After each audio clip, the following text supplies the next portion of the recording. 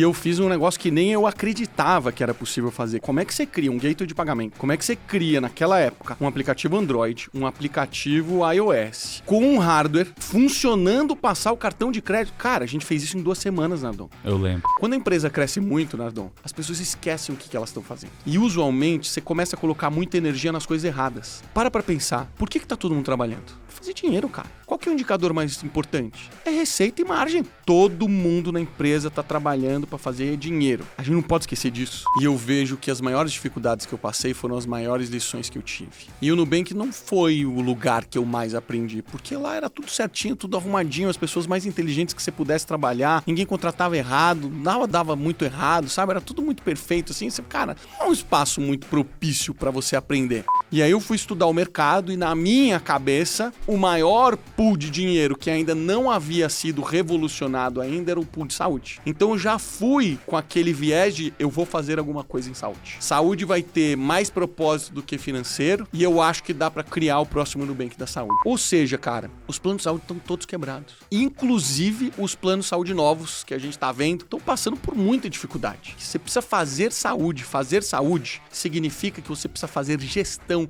de todas as mínimas complexidades que existem. O que muda o jogo, cara, é saber contratar bem e ter liderança forte. Isso é o que muda o jogo. Qualquer pessoa que estiver escutando a gente, cara, precisa entender uma coisa e não pode ter nenhuma dúvida do que eu tô falando. Se existir uma área na sua empresa que não estiver entregando resultado, não tenha dúvida, o seu líder é ruim. Fala, galera! Bem-vindos a mais um Papo de Gestão. E para você que acompanha a gente aqui, você deve se perguntar, por que eu vou dedicar tempo para treinar as pessoas do meu time se elas podem ir embora? Porque se você não treiná-las e elas ficarem na sua empresa, aí sim você vai ter um problemão. Afinal, uma empresa é formada pelas pessoas que a compõem e o resultado do negócio depende diretamente da performance desses colaboradores. Sabendo do desafio que é treinar e capacitar a gente, nós desenvolvemos o G4 Skills, que é a plataforma de treinamento de times aqui do G4 Educação, que avalia as lacunas de habilidades e a maturidade do seu colaborador e cria uma trilha personalizada de desenvolvimento para cada membro do seu time, com as nossas formações aqui do G4. Para você conhecer o G4 Skills, eu liberei 7 dias de acesso gratuito à nossa plataforma. Basta você escanear o QR Code que está aqui nessa tela ou clicar no link do descritivo desse episódio. Então, aproveita, vai lá com o teu time que você vai aprender muito. E agora,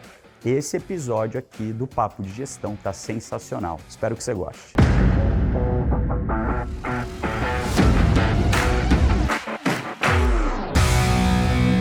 Senhoras e senhores, bem-vindos ao Papo de Gestão, podcast aqui do G4 Podcasts, que eu faço semanalmente, falo com os maiores gestores aqui do Brasil. E hoje converso com esse meu querido amigo espetacular, que eu adoro tanto, Marcelo Toledo. Valeu, meu irmão! Fundador e co-CEO da Clivo, além de mentor aqui no G4 Educação. Exatamente. Cara que eu conheci, acho que lá em 2012...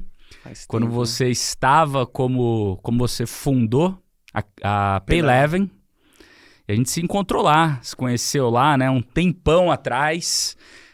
Você estava como CEO lá da empresa na época, e eu acho que você ficou o quê? Uns 3 anos lá, mais ou menos? Menos. Um pouco menos? Saí cedo, né, porque eu fui pra Oi. Você foi pra Oi, verdade, né? Eu fui assistir show da área de inovação da Oi. Exato. Então fiquei 1 ano e pouquinho lá no Payleven. Então foi uma jornada rápida. Você só fez o Kickstart lá, você começou o negócio... E aí entreguei pra Adriana, e a Adriana fez a mágica. Fez a mágica, fez o negócio crescer, super bem, encontrou verdade. o Market Fit. Legal.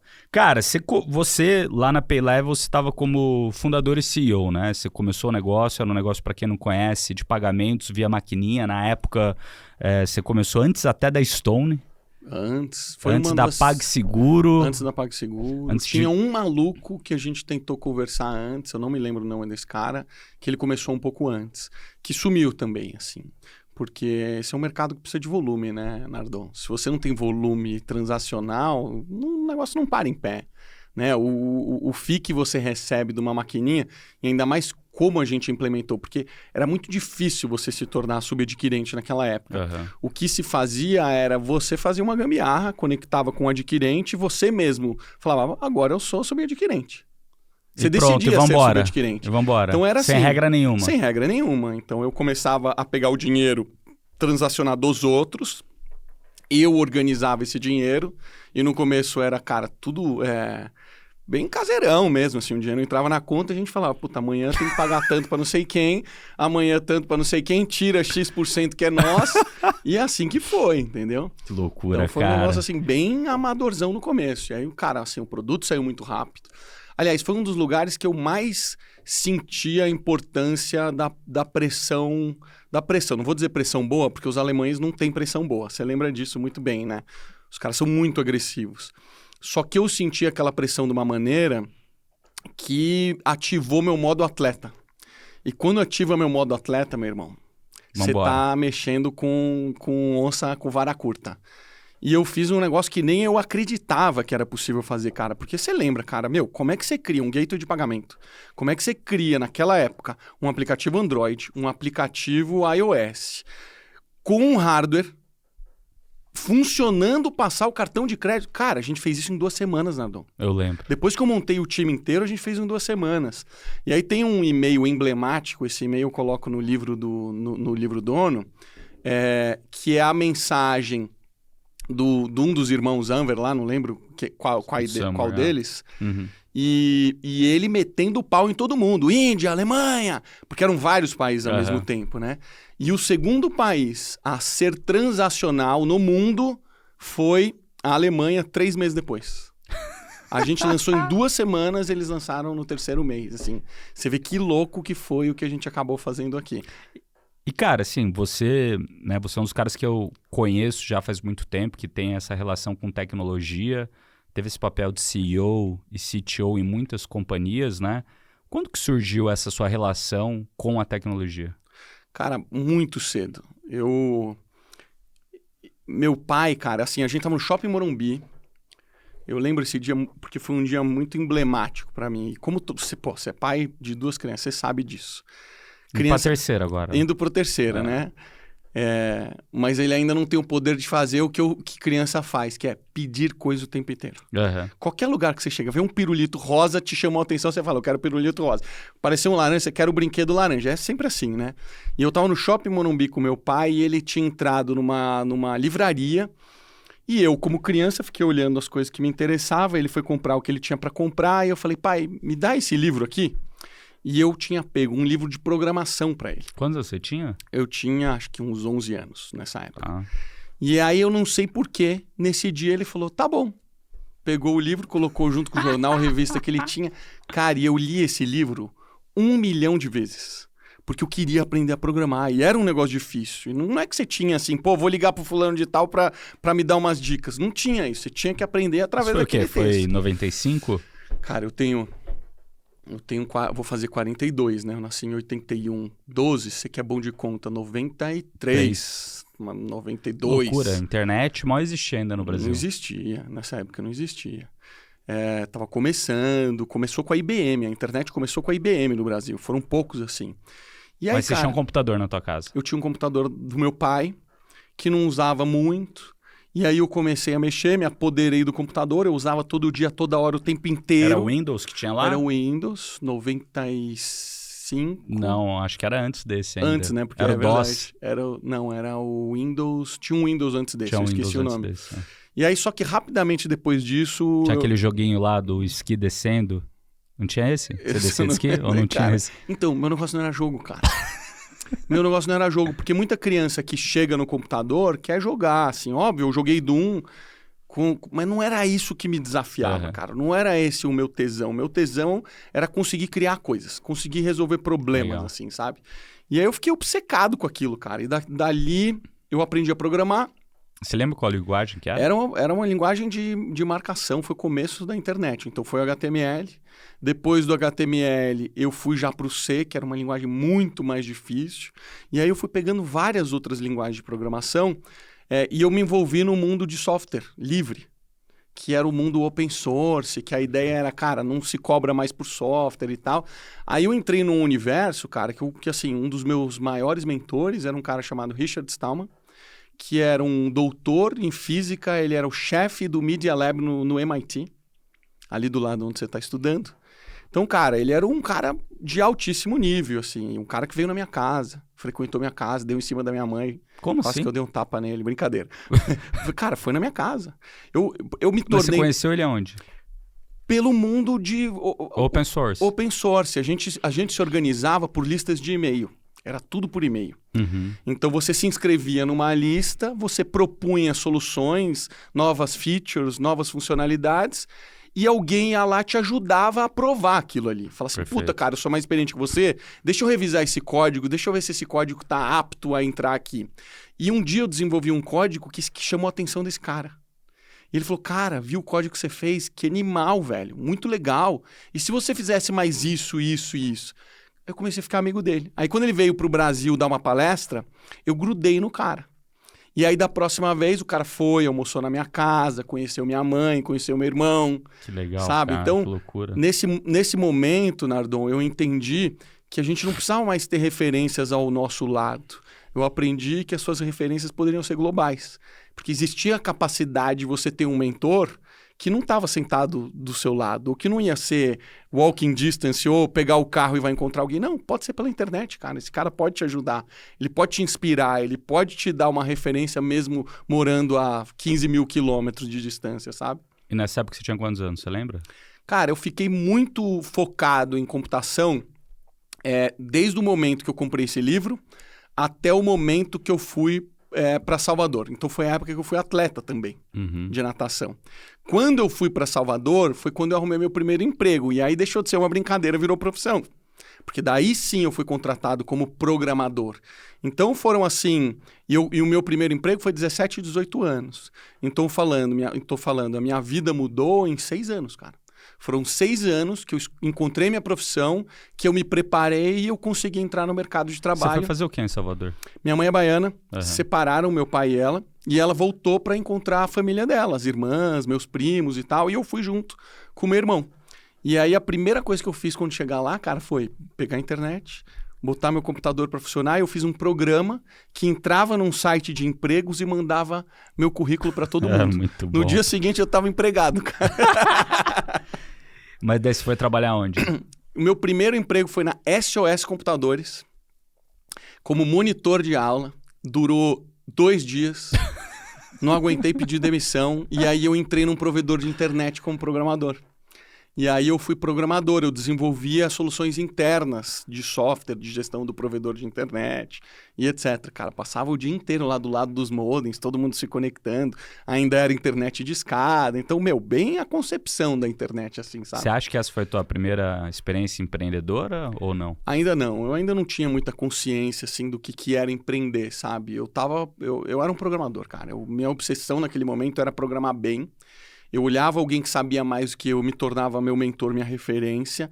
Eu quero ser igual a esse cara. Eu não falava ainda assim, eu quero ser empreendedor, sabe? E aí eu fiquei alguns anos lá. Daí depois veio o Terra e consolidou o mercado, comprou todos os provedores de internet. Aí sim, eu tive o meu primeiro empreendimento por alguém que bancou. Eram empreendedores que queriam montar o primeiro supermercado online lá em Salvador, na Bahia. Já tinham a Amélia aqui em São Paulo, a gente fez o Maria Mercado lá em Salvador. Legal. E aí, cara, foram empreendimentos que eu assisti nascer, mas esse momento já começou a despertar na minha cabeça, puta, esse negócio é legal, cara. Dá para criar uma empresa, dá para ganhar dinheiro só com o software que eu fiz. Então, naquele momento ali, eu acho que a chama começou a acender, sabe? Quantos anos você tinha, mais ou menos, sabe? Eu comecei a trabalhar com uns 17, 18, fiquei uns 2 anos na Provider e 2 anos no Maria Mercado. Então eu devia ter, cara, uns 23, 22 quando eu entrei lá. Você fez faculdade ou não? Eu entrei, assim que eu cheguei em Salvador, eu fiz um ano de cursinho, entrei na Universidade de Salvador, enrolei pra caramba, não terminei.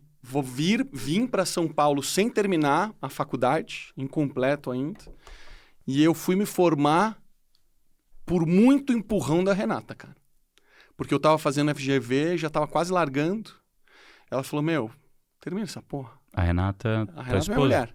Você conheceu ela quando? Cara, a gente tava junto há 8 anos. Eu terminei agora a faculdade. Você acredita? Eu entrei na faculdade, falei, vou terminar esse negócio. Aí entrei, faltava 1 ano pra terminar. Ela falou sério comigo, assim. Ela falou, você tá enrolando esse negócio há anos. termina esse negócio. Ela falou sério comigo. Aí, cara, eu fiquei com vergonha. Eu falei, caraca, eu tô enrolando demais, já troquei de curso, já fiz não sei quantas coisas. Vou terminar. E aí eu terminei, cara. Faltava um ano, terminei mais um ano, terminei a faculdade. Essa história eu não sabia. Você não sabia, né? Essa história, formado, parabéns. Eu pensei que você não tinha se formado. Formado, cara. Tem fotinho minha lá na FGV com aquele bagulhinho em cima que eu não sei o nome. Você era o mais velho, o Cap, né? Você era o mais velho da turma. Puta, cara, pois é. E daí depois, quando você voltou pra São Paulo, por que você voltou pra cá? Cara, eu sabia que Salvador não era um mercado de trabalho bom. Eu já tinha consciência disso. Eu via meus amigos não prosperarem. Eu via eles estudando muito e muito obcecado por querer trabalhar no governo, sabe? Uhum. Então era quase... Eu sentia que aquilo era uma fuga. Eu sentia que eles estavam tentando fugir para algum lugar. E eu queria... Cara, eu queria mesmo trabalhar nos Estados Unidos. Então, eu mandei muito currículo, cara. Muito. Mas naquela época era muito difícil. E ao mesmo tempo que eu mandava currículo para os Estados Unidos, eu mandava para São Paulo. E uma vez deu certo em São Paulo com um salário bom. Porque com salário médio, vinha algumas opções, mas veio com um salário bom. E na hora que veio com um salário bom, eu vim para cá. E aí foi o começo da Vex. Porque eu entro na Vex, a empresa estava, cara, nos seus primórdios, assim, com muito problema de tecnologia. Eu entro para ser um cara ali, um head de tecnologia, um gerente de tecnologia. E, cara, em pouquíssimo tempo, assim, só para você entender a dimensão do problema, era uma rede de hotspots de internet sem fio, locais de internet sem fio, e a rede caia todos os dias. A gente estava com 3 propostas na mesa naquela época, cara. Era $1 milhão para corrigir o problema. Tinha uma outra solução que era caríssima, de um grupo finlandês ou qualquer coisa desse tipo.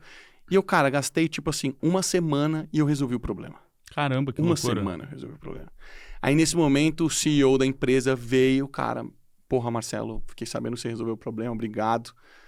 Cara, demais. Você acabou de fazer a empresa economizar não sei quanto, eu não tinha ideia que a gente estava nessa dimensão. Porque quando me contrataram, falaram assim, cara, não é que... tá tudo certo, entra aí, é só começar a trabalhar, mas tem algum problema? Não, cara, é só entrar, trabalhar, queremos evoluir. E na hora que eu chego, não era bem assim, cara. Começava a correria, eu sabia que a rede tinha caído.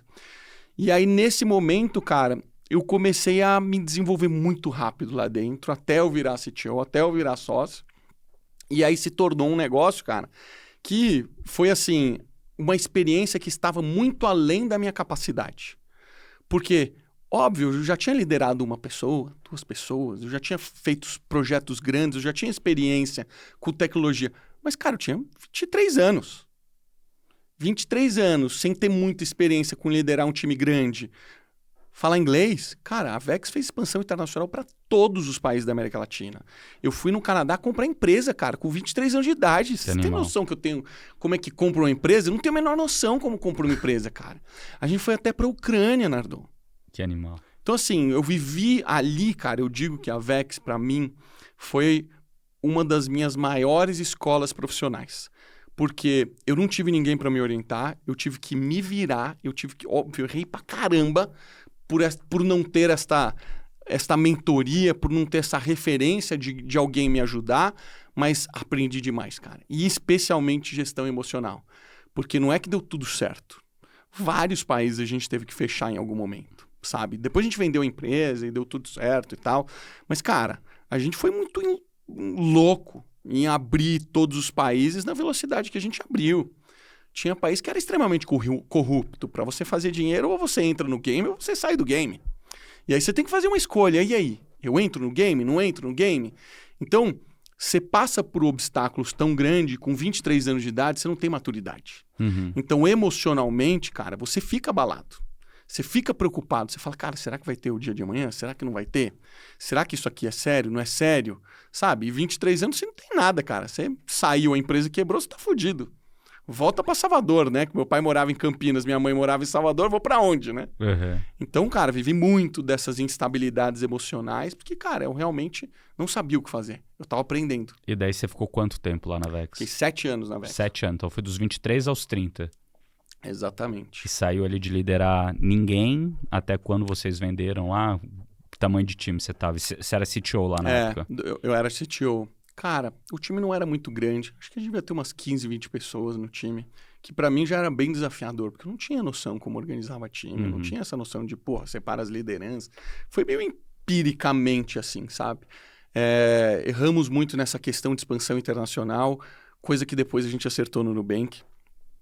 Eu tinha a visão de que tudo tinha que ser centralizado na Vex. Só que isso travava todos os países.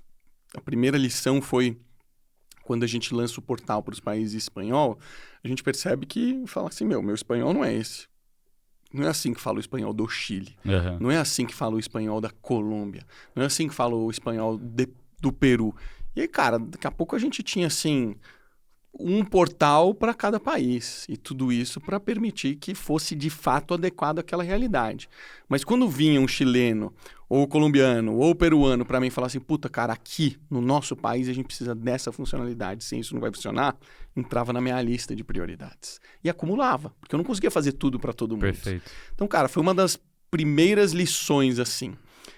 Não dá para ser centralizado. Você precisa descentralizar. E quando a gente estava no Nubank e veio essa ideia de expansão internacional, a primeira coisa que eu falei, galera, tecnologia tem que ser descentralizada. Não dá. Ótimo que estava todo mundo com essa cabeça, o Nubank já nasceu descentralizado, então foi algo meio natural. Mas foi isso que permitiu que o Nubank fizesse uma expansão internacional na velocidade que ele fez, entendeu? Então, lições aprendidas do passado que me ajudaram muito no futuro depois. E, cara, depois lá da Vex, você foi pra Payleven. Aí fui pra Payleven. E na Payleven foi a primeira vez que você foi CEO? Foi a primeira vez que eu fui CEO. Formalmente, eu já tinha empreendido várias vezes antes, eu já tinha levantado dinheiro com o Ziver, não sei nem se você lembra disso. Foi acho que até meio concomitante, assim. Eu fui a primeira plataforma de e-commerce aqui do Brasil. Já ouviu falar de e-commerce? Full commerce? Não, por isso que a gente quebrou. E-commerce era o Facebook Commerce. Tá bom. E a gente se inspirava muito no Shopify. Legal. E a gente teve como cliente, cara, empresas legais da época, camiseteria, se interessou e tal, mas o negócio nunca decolou, assim. Mas a ideia... Isso foi depois da Vex? Isso foi depois da Vex. Assim, eu criei várias empresas em paralelo na Vex. Eu tinha criado uma empresa chamada Post Canal, que era o Buffer. Não sei se você conhece o Buffer. O Buffer, essa é grande, assim. É tipo o Hootsuite, que é um agendador de mídia. Tá. Só que eu não só fazia o agendador de mídia, eu fazia também a parte de leitura. Então, eu catalogava. Naquela época era muito forte o RSS Feed.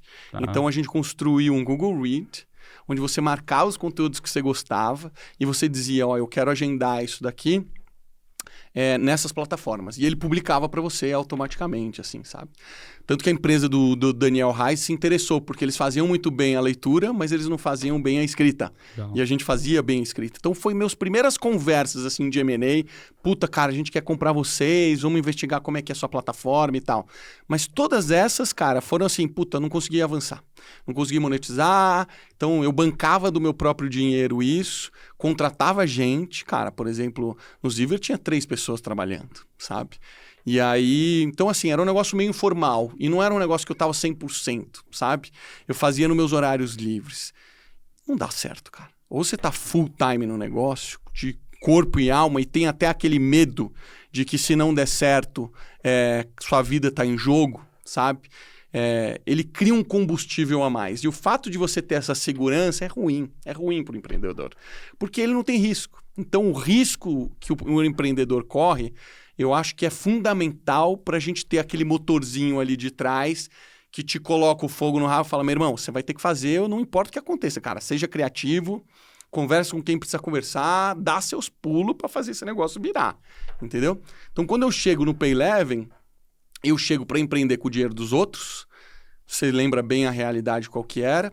E, cara, no fim das contas, assim, quando chega a proposta da Oi, eu tava feliz pra caramba, mas eu falava assim, cara, eu não vou ganhar dinheiro aqui mesmo, sabe? Uhum. Eu vou diluir pra caramba, vai levar um puta de um tempo e eu não sei se eu quero trabalhar nesse ritmo, porque era um ritmo insano, né, cara? Eu via assim, tipo, e eu nem era dos que mais trabalhava, tá? Porque, cara... eu era dos que mais você trabalhava. era dos que mais trabalhava. Só que eu tinha 23 anos na época. Porra, 24. mas era insano, né, cara? Trabalhava todo dia, assim, até 11h30, né? Mais, né? mais. Cara, então é isso, galera. Chegava, tipo, 8 horas da manhã, saía todo dia 11h30 da noite.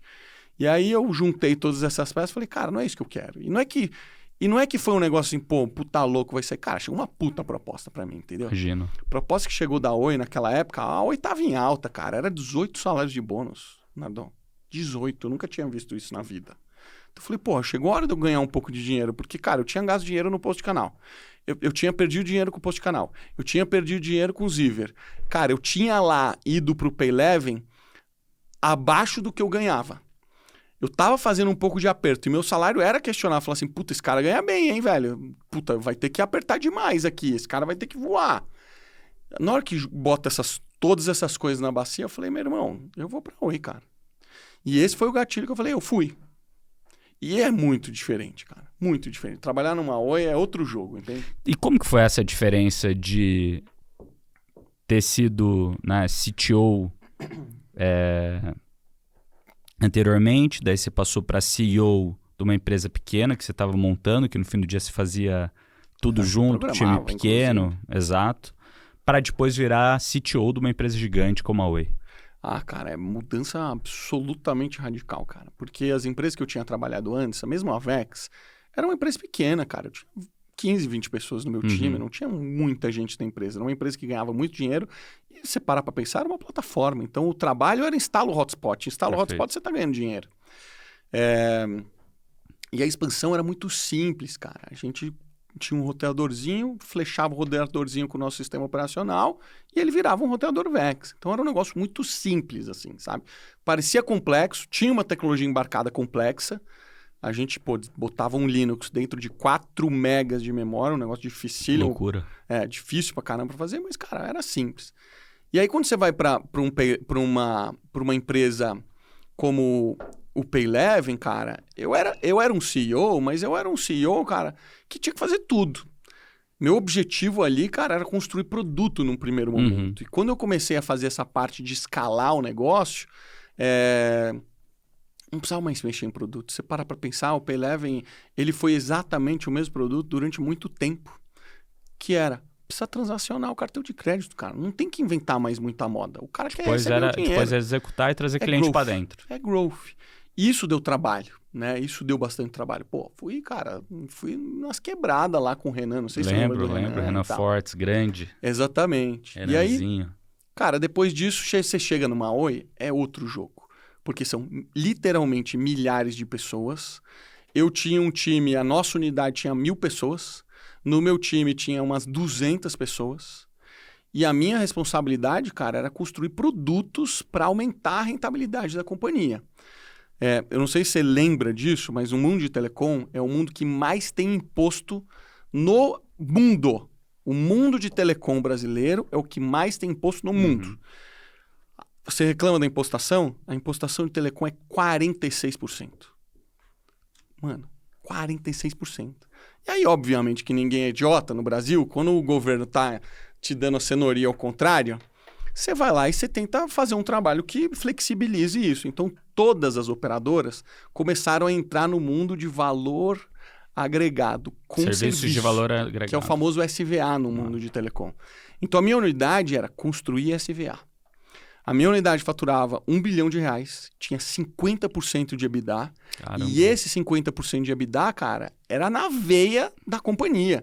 Então, era uma unidade muito importante, sabe? E a gente dividia o nosso tempo entre essas 200 pessoas construíam produtos e a gente também pegava o produto de mercado para colocar lá dentro e vender. Perfeito. Sabe? Então, era um jogo, cara, que adicionou uma complexidade a mais. Número de pessoas. Eu precisei ter pessoas mais capazes. Tecnicamente, eu precisei ter vários níveis de pessoas. E eu precisei começar a fazer um trabalho que eu nunca tinha feito efetivamente na minha vida, que era o trabalho de política. Porque eu estava numa unidade que era um cocôzinho dentro da Oi. Vai ver quanto que um celular fatura, vai ver quanto que uma televisão fatura, sabe? Então, eu tinha que ir para o Rio de Janeiro toda semana para fazer um lobbyzinho, para conseguir prioridade nos meus projetos, para eu conseguir aprovação. Porque eu precisava entrar no CRM, eu precisava treinar o time, eu precisava fazer uma série de coisas que tinha fila na empresa. Perfeito. E ali, para mim, cara, foi a maior escola de como o modelo de organização funcional não funciona para empresas grandes. Foi a maior lição para mim. Explica um pouquinho mais disso. Cara, a Oi é organizada por função, como a maioria das empresas brasileiras são. Então você pega a área de vendas, é um chefe de vendas, e tem toda a sua hierarquia, mas todo mundo que está ali embaixo é de vendas. Marketing é a mesma coisa, programação é a mesma coisa, financeiro é a mesma coisa. Ou seja, você começa a criar silos. E as pessoas começam a defender as suas posições e não a posição da empresa. Você começa a perder a identidade da companhia e você ganha a identidade do seu time. E você começa a olhar para o lado como se fossem pessoas que estão te atrapalhando. E, de fato, na prática, estão. Porque quando eu chego para conversar com você e eu estou tentando conseguir um espaço na sua agenda, eu estou tomando tempo de você cumprir a sua meta. Então eu estou te atrapalhando. Então é natural que as pessoas compitam entre si. Só que o que mais me chamou a atenção é que eu cheguei para liderar um projeto que ia reduzir, a gente fez uma reestruturação tributária, ia reduzir 500 milhões de reais anualizados na companhia. Foi o maior projeto da companhia, porque a gente ia fazer esse ajuste de SVA e tudo mais. Cara, aí eu disparo uma das reuniões de kickoff, aí eu mando um invite para você, pro fulano, pro Beltrano, pro Ciclano. Aí você pega e fala assim, pô, quem que eu preciso chamar? Puta, eu preciso chamar o Beltrano, eu preciso chamar o Ciclano. Aí você chama mais 3. Aí o outro chama mais 3, aí o outro chama mais 3. No dia, tinha tipo assim, 90 pessoas na reunião. Cara, eu juro, eu cheguei, cara, e eu falei assim, cara, como é que vai acontecer uma reunião com 90 pessoas? E de fato aconteceu, mas obviamente que ela não foi produtiva, não fez o menor sentido. E eu falo assim, cara, como é que arruma uma empresa desse tipo? Aí fecha isso. Anos depois eu começo a trabalhar com metodologias ágeis, com squad. Anos depois eu vou para o Nubank, que é uma empresa que nasce com a mentalidade ágil. Desde o primeiro momento ela já nasce com o conceito de squad. E foi uma empresa que saiu do absoluto zero a ter milhares de funcionários, todos organizados com squad. Até hoje, cara. Eu converso com empresas grandes que não se organizam com o squad e têm exatamente esse mesmo problema. Recentemente, cara, estava numa festa de aniversário de uma criança. Esse final de semana, o cara, um líder da XP, não trabalha com o squad. Mesma coisa, cara. Os mesmos desafios. Os incentivos desalinham. Então, você precisa criar um processo alinhado entre diversas áreas. Cara, você tem que pedir, pelo amor de Deus, para todo mundo. E você depende da boa vontade dessas pessoas fazerem, porque elas estão buscando as metas dela, mas o que importa é a meta da companhia. E quando você fala dessa gestão, então, centralizada para organizações gigantes versus uma organização descentralizada através de squads, se você pudesse trazer aqui, sei lá, os 3 principais pontos para uma organização ágil de squad funcionar e qual que é a diferença entre uma e outra, na prática? Cara, vamos exemplificar o que dá de errado na prática. Imagina que você tem uma empresa e ela começa pequenininha, a comunicação flui super bem, todo mundo amigo, cultura única. A empresa cresceu, se tornou um gigante. Ela ficou tão grande que você começou a especializar as funções da área de vendas. E aí você tem uma área que é responsável por fazer pré-venda. Esse time é só responsável por gerar lead. Aí você tem um outro time que recebe os leads dessa área e é responsável por fechar a venda, fazer a venda de fato. E você tem uma área de pós-venda, que é responsável por acompanhar o ciclo inteiro até a entrega do que de fato você vendeu. Isso é o que mais tem empresa. Então você tem 3 áreas e neste momento você começa a ter os incentivos desalinhados. Porque o time de vendas começa a apontar o dedo para o time de pré-venda dizendo que o lead chega frio, que é por isso que eles não batem as metas, e aí começa conflito, e aí começa problema de cultura sério. A mesma coisa no pós-venda. Eles começam a reclamar que vendas fecha qualquer coisa, bate a meta deles, todo mundo feliz da vida, mas na verdade está fechando os piores clientes possível, que vai gerar churn, que não vai conseguir entregar, ou que o NPS da pós-venda vai vir todo lascado. Pronto, você ferrou o negócio. Nesse modelo, cabe perfeitamente o squad. Então, ao invés de você ter 3 áreas separadas, você vai ter uma área. Essa área vai ser um squad, onde você vai ter as 3 funções juntas. Você vai ter pré-venda, venda e pós-venda. Você vai ter todos os elementos necessários, isso é muito importante, esse é o primeiro princípio. Tudo que você precisa para executar a sua função tem que estar dentro do squad, não pode estar fora. A gente tem que ter um mínimo de dependência externa. Isso é o que trava o desenvolvimento desse time. E aí esse time tem um único objetivo. Todas as pessoas que trabalham lá dentro têm que ter um único objetivo. E isso faz com que as pessoas lá dentro se alinhem. Ou seja, eu não estou mais gerando lead. Eu não estou mais só fazendo a venda. Eu estou gerando o lead, fazendo a venda, entregando a venda. São vários indicadores que são importantes. Então, se num determinado momento eu estou fazendo a venda errada para o cliente errado, que vai me gerar um churn em 3 meses, neste momento o time vai sentar, vai conversar e vai começar a buscar uma solução para você realinhar todos os seus processos para garantir que aquele indicador melhore. Então, princípio básico de organização em squad é: todas as dependências externas precisam estar dentro do time. O time precisa ser autossuficiente. Se ele não for autossuficiente, ele trava em algum momento. Segundo, todo mundo tem que ter uma meta única. A meta tem que ser exatamente igual para todo mundo. E terceiro, você tem rotinas que se repetem semanalmente, quinzenalmente, mensalmente. Sempre as mesmas. E isso permite que você comece a gerar melhoria contínua dentro do seu time. Então, essa rotina de você sempre revisitar o que está indo bem, amplifica, e o que está indo mal, diminui, vai permitir que ao longo de um ano, cara, você evolua muito o seu time. A produtividade dele aumenta, a cultura fortalece, as pessoas ficam mais felizes, elas têm mais independência, elas são autônomas para decidirem o que elas querem fazer dentro do time. Então, quando eu falo assim, obviamente que esse problema é um problema perfeito para o modelo de squad. Mas não existe bala de prata, sabe? É fundamental que ao longo da vida de uma empresa você saiba questionar qual que é o melhor modelo para ela. Porque tem momentos, e na Clivo, cara, a gente já mudou de modelo 1 milhão de vezes. A gente nunca deixou de ter squad, mas ao mesmo tempo que a gente teve squad, a gente já foi funcional, porque aquela estrutura era melhor funcional, sabe? Então, modelo de agilidade é perfeito? Não é perfeito. Vai ter problemas. Vai ter áreas que não vai funcionar muito bem. Você pega o Nubank, cara, vai ter área que o squad... Cara, você fala, mas isso não é um squad. Mas é. É isso mesmo. Outro problema é a liderança do squad. Quem que é o líder do squad? Porque se você tem um time que é multifunção, o líder ele vai ter uma função. Eu sou engenheiro. Se eu sou líder de um squad, quem que eu sei dar feedback bem? Para os engenheiros. Perfeito. E para as funções que eu não tenho? Esse é o primeiro grande problema do modelo de squad. Porque você precisa ter uma liderança dupla. Se você, por exemplo, é um cara de growth e eu não entendo nada de growth, eu não posso dar feedback para você. Então, vou pegar o líder do capítulo de growth, ele vai dar feedback técnico para você. Ele vai dar a liderança da sua função e de todo mundo que trabalha em growth na companhia. Eu vou te dar feedback em relação à sua postura dentro do time, em relação a people skills. É isso que eu vou me concentrar. Mas eu preciso de um suporte de alguém técnico, senão você se perde no meio do caminho. Perfeito. Então, não é perfeito. É bom, resolve muitos dos problemas que a gente vivencia hoje, mas sempre vai ter seu obstáculo. E quando você tem vários produtos juntos na mesma empresa?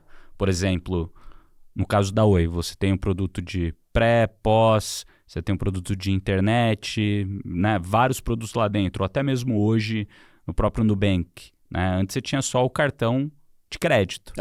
Agora você tem a conta, você tem investimento, você tem várias outras coisas. Como que, nesse caso, o squad pode funcionar bem ou não bem?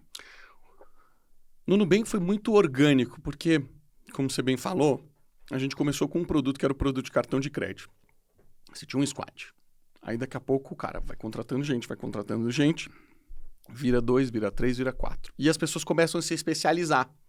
E aí, usualmente tem aquela questão, a gente se organiza por produto, por funcionalidade, ou você pode se organizar por funil. E o funil é por onde o cliente chega, por onde que ele passa e até onde ele termina, saca? Dentro do Nubank, a gente começou a se organizar por produto. Então, a gente tinha o squad de cartão de crédito, depois virou a tribo de cartão de crédito. Então, você tinha lá dentro um squad que cuidava só do autorizador. Você tinha um squad que cuidava só das coisas de suporte ao cliente. Você tinha um outro squad que cuidava só de um pedacinho do aplicativo e assim por diante. Exatamente como é no Spotify. Você tem um squad que cuida só da busca. Você tem um cliente que cuida só das playlists, você tem um cliente que cuida só daquela barrinha lá de baixo e assim por diante, entende? Então você está dando especialidade para essas pessoas e você está criando indicadores muito específicos. Isso é muito importante, porque quando a empresa cresce muito, Nardon, as pessoas esquecem o que elas estão fazendo. E usualmente você começa a colocar muita energia nas coisas erradas. Para pensar, por que está todo mundo trabalhando? Para fazer dinheiro, cara. Qual que é o indicador mais importante? é receita e margem. Todo mundo na empresa está trabalhando para fazer dinheiro. A gente não pode esquecer disso. Porque você vai lá e pergunta para a pessoa assim, o que você está fazendo? Ah, não, eu estou aqui melhorando o NPS dos alunos do G4 Traction. Mas o que você está fazendo mesmo? Você está falando do meio. Porque o que significa, o que está por detrás de melhorar o NPS dos clientes? É dinheiro. Porque o cliente vai gostar mais e ele vai ter mais recorrência. Então você está falando de um indicador que vai trazer mais receita. Perfeito. Então essa consciência de você garantir que todo mundo entenda o fim e não o meio é fundamental. E a empresa cresceu, cara, usualmente as pessoas vão estar falando sobre o meio. E meio do caminho, cara, muitas vezes pode não significar dinheiro na cabeça das pessoas. O que ferra tudo, porque você vai estar colocando energia nas coisas erradas. E vai vir um resultado errado. Então não pode perder de vista, cara, por que você trabalha aqui na empresa. Qual que é o resultado que de fato você gera? Isso é o que mais importa, porque se tá virando o resultado, meu amigo, seu squad vai viver pro resto da vida. Agora, você bota tempo e recurso nas coisas erradas, vai vir resultado errado. Perfeito. E, cara, assim, é interessante ver, né, que essa sua evolução como pessoa, de uma pessoa que era o programador, que liderou um time pequeno, depois liderou um time maior, passou por CEO, faz tudo, fundador, né? E daí foi para uma empresa gigantesca, e daí dessa empresa gigantesca que, putz, estava ali tudo travado, andando devagar, putz, você vem para um negócio de desenvolvimento ágil que, cara, acelerou e andou na velocidade da luz, né? A Nubank talvez seja um dos principais casos aí de sucesso de empresas, startups brasileiras, né? Talvez uma das que mais vale hoje no mercado. E daí depois, né, de todo esse cenário, de todos esses aprendizados, você decide empreender novamente, né? Lembro na época que você estava saindo ali do dia a dia do Nubank, eu também estava ali, né, saindo do dia a dia da Rappi, a gente conversava muito, né, sobre próximos passos, próximas empreitadas, etc. E você falando, pô, cara, quero voltar, né, empreender e eu lembro que a gente conversava muito isso sobre velocidade de trabalho e dedicação, né? Eu vinha de 3 negócios que eu estava liderando, logicamente que vários outros que eu fundei, muito parecido com aqueles lá que você fez lá no começo, mas alguns deram certo, né? Que eu cofundei, mas não estava como executivo, estava mais no conselho dessas empresas, mas daquelas que eu trabalhei ali no dia a dia, trabalhando muito.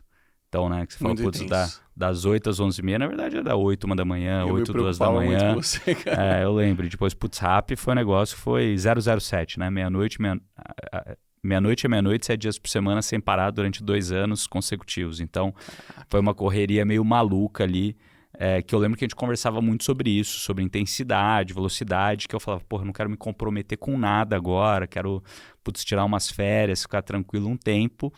Só que não me aguento, em paralelo surgiu, né, o G4 como algo que ia ser mais uma dessas empresas que eu tinha ajudado a fundar e fazer o negócio acontecer, eu não esperava. Underdog total, né? Total. Pra vocês era um underdog total, né? Não esperava estar 100% do meu tempo aqui, né? Assim como eu tinha feito com outras, né, que tinham dado super certo também, tinha uma participação relevante nelas.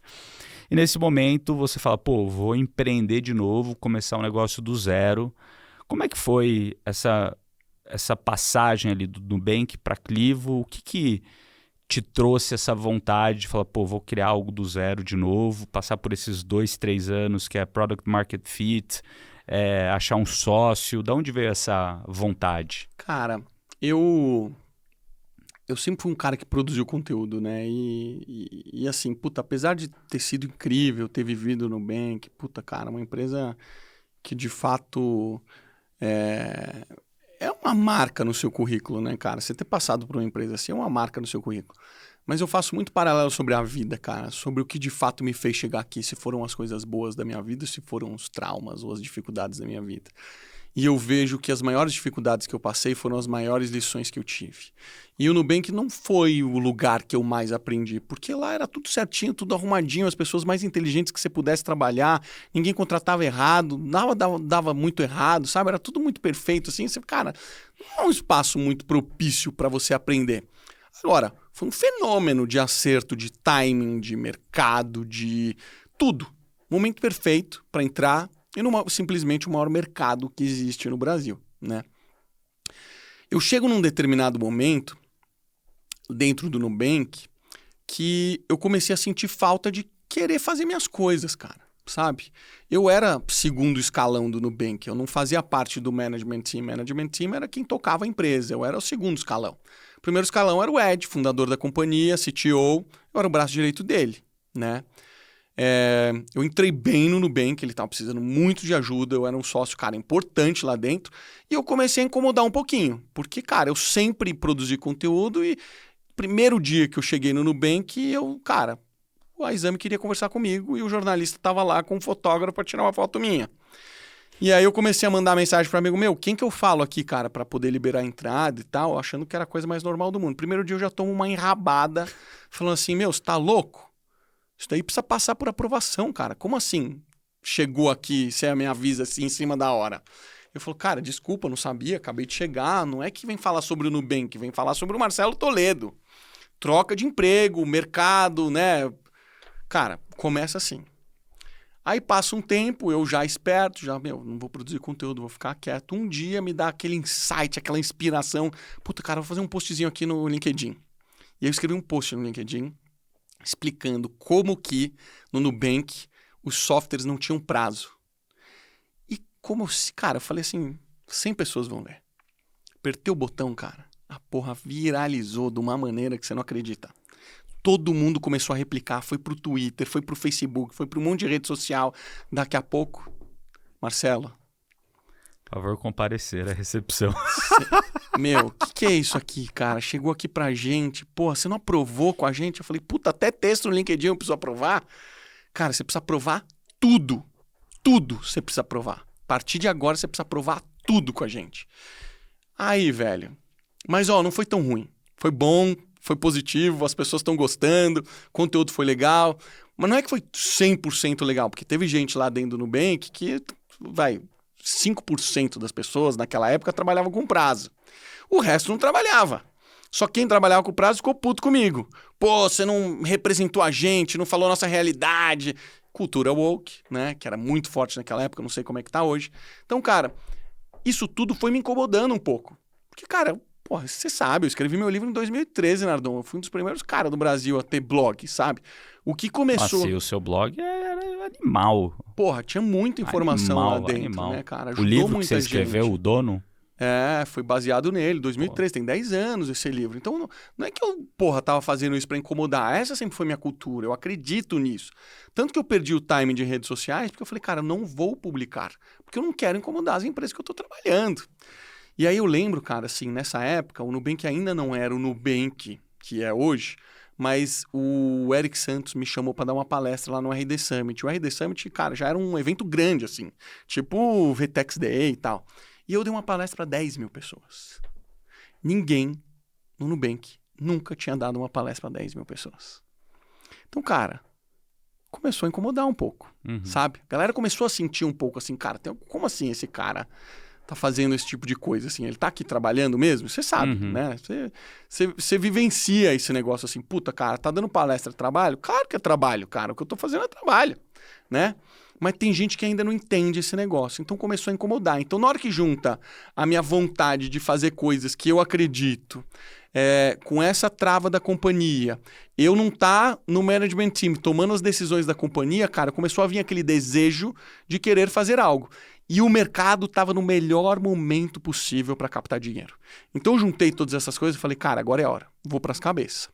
E aí eu fui estudar o mercado e na minha cabeça, o maior pool de dinheiro que ainda não havia sido revolucionado ainda era o pool de saúde.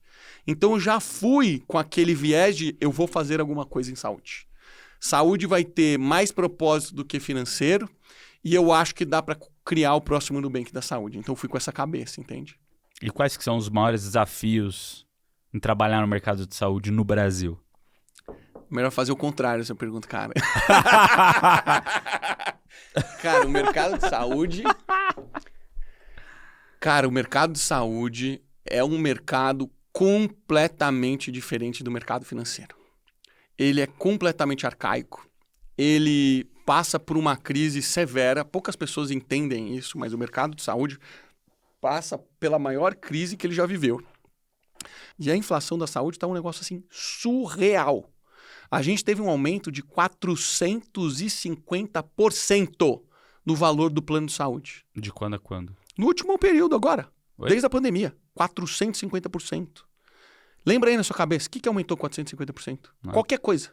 Não existe, cara. Não existe. Agora, fala-se que isso é inflação da saúde, mas isso não é inflação da saúde, tá, Nardo? Existe um negócio, existem diversos fatores que aconteceram. Primeiro, no momento que a gente abre a Clivo, estava sendo discutido uma coisa muito importante na saúde, que é, quando você contrata um plano de saúde privado, o que tem cobertura no seu plano de saúde? Existe uma regra na ANS que ele lista. Fala assim, ó, tem direito a raio-x, tem direito a isso, tem direito a isso. E a pergunta era assim, o que está na lista é coberto e o que não está não é coberto? É uma lista taxativa ou é uma lista exemplificativa? Porque se ela for exemplificativa, qualquer coisa de surgir de novidade, o plano tem que cobrir. E o que foi resolvido nessa lei é que é exemplificativo. O que é bom para eu, para você e para todo mundo que tem plano de saúde, mas é péssimo para o plano de saúde. Porque começou a criar uma indústria da judicialização. A judicialização é mais ou menos assim, você tem um filho que tem um problema e ele precisa tomar um remédio que custa $1 milhão, esse remédio existe, ele não cura, ele dá sobrevida, e aí você bota na justiça o governo, porque o governo tem que prover a saúde, e ele vai lá e aprova. E você começa a ter acesso a esse remédio. Só que essa é a melhor coisa para a saúde. E se você tiver um plano de saúde, não é nem o governo que paga, quem paga é o plano de saúde. Ele delega, ele fala assim, não, você tem plano de saúde, quem tem que pagar é o plano de saúde. Ou seja, cara, os planos de saúde estão todos quebrados. Inclusive, os planos de saúde novos que a gente está vendo estão passando por muita dificuldade. Eles querem revolucionar o mercado, mas todo mundo achava que era o Nubank que ia construir uma empresa em 3, 4 anos. Mas, cara, não é o Nubank. Você precisa fazer saúde. Fazer saúde significa que você precisa fazer gestão de todas as mínimas complexidades que existem. Câncer, tem, cara, 1000 tipos de câncer. Você vai ter que ter uma linha de cuidado para cada um. Você vai ter que tratar cada uma com cada cuidado. Cirurgia, gestão, tudo, mulher grávida, tudo que você puder imaginar. Tem que ter uma linha de cuidado com um enfermeiro e com um profissional capacitado para conseguir fazer isso.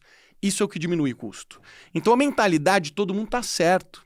Inclusive a Clivo é isso, dentro da linha do paciente crônico. Só que o mercado ainda não está pronto para isso, cara. Ele ainda não despertou para isso. A Alice...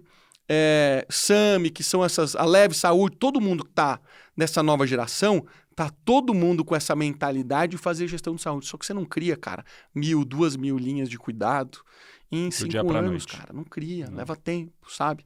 Então, por isso que quando você olha, esses dados são todos públicos, você olha na ANS, você vê que a galera tá passando por dificuldade. A expectativa era que tivesse todo mundo crescendo e com margem boa, e não tá. Você está vendo que está todo mundo com sinistralidade próximo de 100%, entende? Então, cara, saúde é um jogo difícil pra caramba, muito difícil. E a gente na Clivo passou por todas essas dificuldades, até a gente entender que o que nós estávamos fazendo não tinha como crescer de forma sustentável para uma startup sobreviver dentro do mercado B2B, a gente ter que mudar tudo a toque de caixa, cara, a gente sofreu pra caramba. Então... Eu tenho uma grande frustração no mundo da saúde, porque eu vejo um problema gigantesco prestes a estourar e eu não vejo ninguém ainda atento, desperto para fazer isso. O Júnior, quando vendeu aqui a Saúde, ele publicou um artigo, cara, de, 10 páginas no Brasil Jornal, falando isso que eu estou falando aqui. E ele montou um plano de saúde. E ele vendeu o plano de saúde. Só que ele tem uma frustração, porque ele fala, cara, é a saúde do meu país. É a saúde do meu país que não desenvolve, que não melhora, que não evolui, que não dá acesso para outras pessoas, que não tem eficiência, sabe? Então, cara, a gente está vivendo uma saúde que é de primeiro mundo, mas que é uma bolha, que não sai de 23%, cara, há sei lá quantos anos, mais de década. 23% que você fala... Da população brasileira tem acesso a plano de saúde privado. É muito pouco, resto, muito pouco, cara, muito pouco. E você acha que esse é um problema que o governo não supre ou que todo mundo deveria ter saúde privada? Cara, não conheço uma solução definitiva no mundo, porque você morou na França, lá é uma saúde muito similar ao que é no Canadá, ao que é na Inglaterra. Não sei o que você pensa, mas todo mundo que eu conversei no passado fala assim, cara, é ok, não é que é aquele negócio maravilhoso. Você teve boas experiências, não teve? Tive ótimas experiências. Lá tinha um médico familiar que qualquer problema que você tinha, ele era o primeiro ponto de contato, ele cuidava de uma região. E daí depois que você passasse por ele para resolver o básico, até um pouco do intermediário, caso precisasse, daí ele te repassava para um especialista. Até quando você pedia um especialista, ele falava, não, isso aqui resolve, calma aí que não é nenhum problema grande. Então, assim, eu tive ótimas experiências lá, mas lá eu vejo que também tem uma coisa anterior a essa, né? O povo lá e até o próprio governo briga muito para coisas saudáveis. Então, você vê muita propaganda de coma pelo menos 5 legumes ou frutas por dia em outdoor, na TV. Você tinha um monte de regra para veiculação de qualquer coisa ligada à comida em anúncios na TV ou na internet, não, que era meio... Né? Mas na TV tinha muita regra disso. E, de novo, não sei se é bom ter regra ou não, né? Eu sou meio que contra a regulamentação, mas isso, cara, você vê o povo francês, na média, ele é muito mais esbelto, com saúde, do que um povo americano, até, do que o povo brasileiro. Então, na hora que você traz isso, né, anteriormente, que eu falo anteriormente, é isso, você... tem uma educação e é levado a se alimentar melhor. E se você se alimenta melhor e faz exercício, consequentemente, você vai ficar muito menos doente. Né? Então, todo o resto melhora e, de maneira geral, você, cara, diminui o número de pessoas que precisam do médico ou qualquer outra coisa, né? Ou até hospital e outras coisas. Mas, logicamente, eu quebrei meu pé lá na Europa. Chegou a operar lá? Não precisei operar, mas precisei colocar gesso, né? E eu, cara, na época eu tinha, sei lá, 21 anos quando isso aconteceu. E eles colocaram num procedimento de velho. Eu tinha que tomar todo dia o anticoagulante. Todo dia eu tinha que tomar uma vacina lá. Uma vacina não, uma injeção anticoagulante. Porque a minha locomoção era menor. Só que, pô, esquece, com 21 anos eu ia andando de bicicleta. Com gesso e com os dois, esqueci lá o nome dos duas muletas lá. Cara, andando de bicicleta e vambora, entendeu? Então me mexia pra caramba. Morava no 3º andar lá de uma república, subia e descia a escada todo dia, então não tinha esse problema, mas me colocaram. E eu lembro lá que eles falaram que aquela injeção de anticoagulante lá durante o período que eu fiz o tratamento, que eu acho que eu fiquei 1 mês e meio de gesso, era uma fortuna, pelo que me falaram. E aquilo tudo era reembolsado pelo Estado, né? Dado você chegava, pagava e isso vinha de reembolso? Exato. Cara, o que eu gosto... nesse caso até não. Nesse caso eu já ia lá na farmácia e quando eu comprava lá pelo Sécurité Social, lá, como se fosse um CPF da vida, eles já abatiam porque era um sistema todo interligado. Isso que eu achava sensacional. Que assim, o médico tem acesso ao sistema, a farmácia tem acesso ao sistema, todo mundo tem acesso àquele sistema. É um sistema meio que único. Pelo que eu lembro, posso estar errado, tá? Se tiver algum francês aí assistindo, depois avisa. Mas pelo que eu lembro é isso. Então tinham coisas que eu pagava e depois se reembolsavam e tinham coisas que não, que eram direto... Eles davam, tá aqui, deu. Mas quanto custa? Não, nada. Por que não? Porque tá aqui, ó, pelo CRM lá do médico, pelo ID do médico, pela prescrição que ele te passou, já tá liberado no estado, esse procedimento é super importante. Tô aqui. Leva lá, tá... cara, esse modelo é um modelo que, na minha opinião, hoje...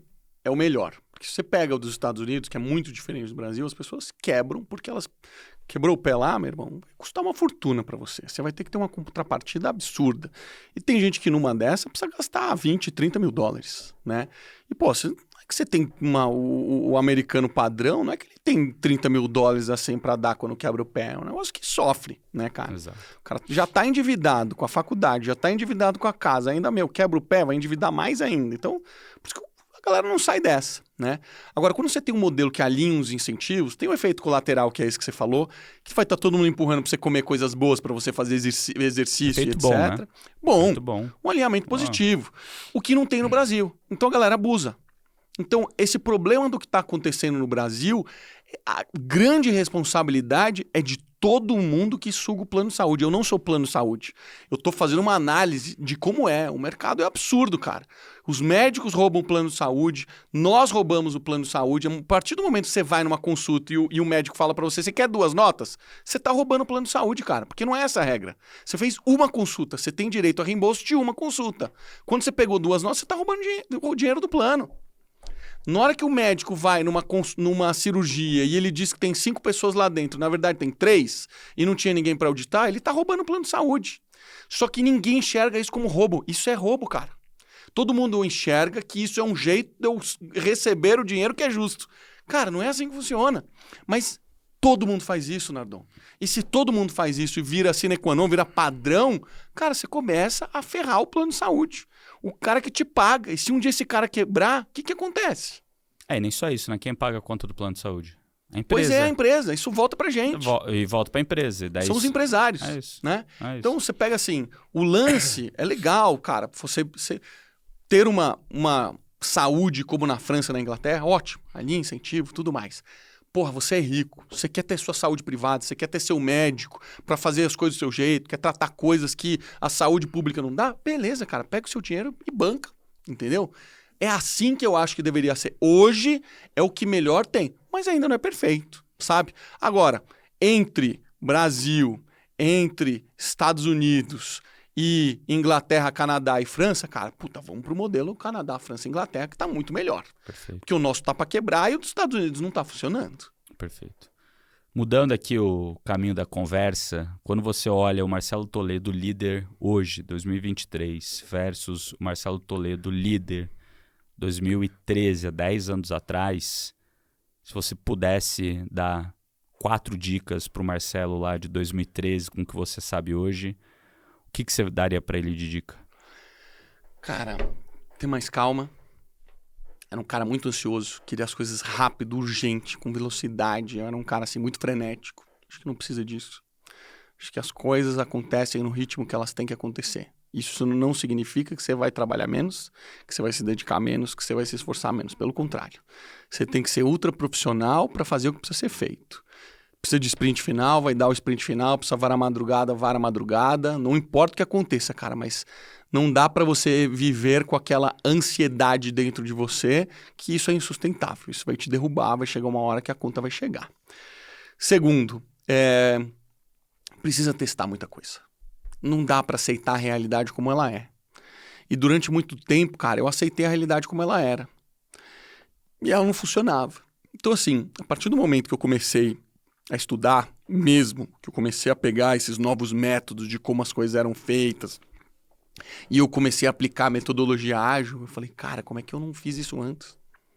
Como é que eu não testei isso antes? Isso aqui é muito melhor, é muito mais prático. E as pessoas que desenvolveram a cultura ágil são pessoas como eu e você, que sentaram para discutir, Nardon, como é que você está fazendo aqui no G4? Toledo, como é que você está fazendo na Clivo?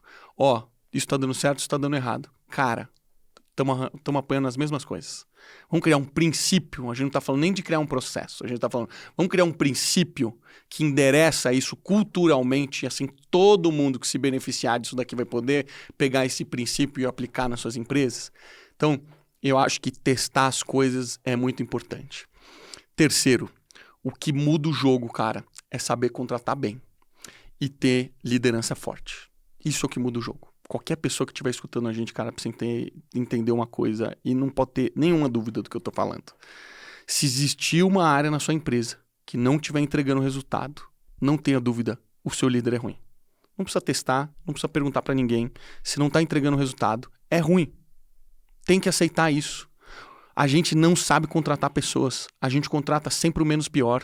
Não é à toa que o Google, que o G4, que o Facebook, que a Amazon está onde estão. Eles contratam as melhores pessoas disponíveis.